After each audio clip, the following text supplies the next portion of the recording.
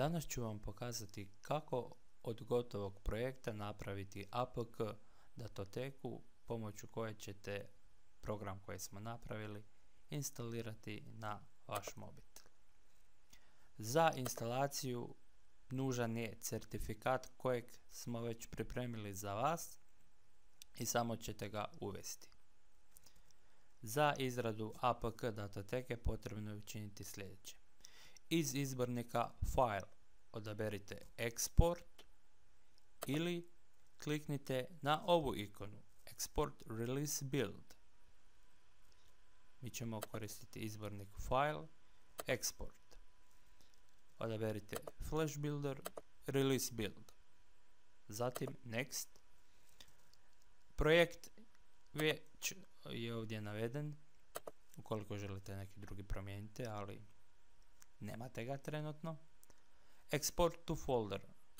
Potražite mapu u koju ćete spremiti svoju APK datoteku. Ja ću odabrati radnu površinu ili desktop. Base file name možemo promijeniti u recimo Android moj. Ovo ostavite za sada podešeno kako jest. Next.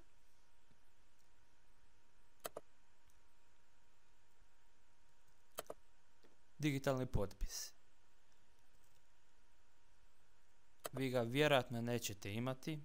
Ako želite možete napraviti vlastiti.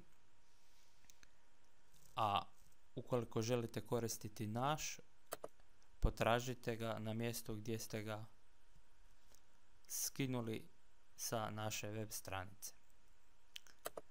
Evo, naš certifikat nalazi se na radnoj površini. Otvori. Unijet ćemo lozinku. Ukoliko želite da zapamti za ovu sesiju, stavite kvačicu.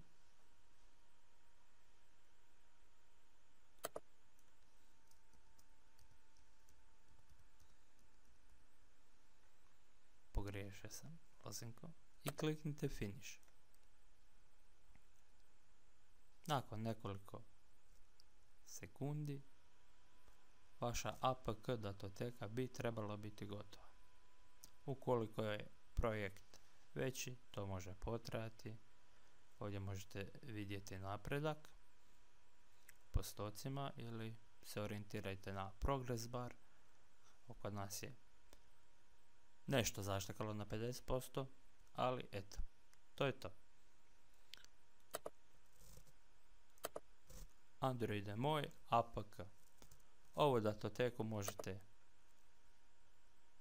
preko USB kabla poslati na vaš mobitel, e-mailom, koristeći Google disk ili neki drugi cloud servis, ili jednostavno instalirajte aplikaciju AirDroid i preko nje koristeći vašu kućnu VLAN mrežu prebacite na mobitel i odande je instalirajte pomoću bilo kojeg file browsera.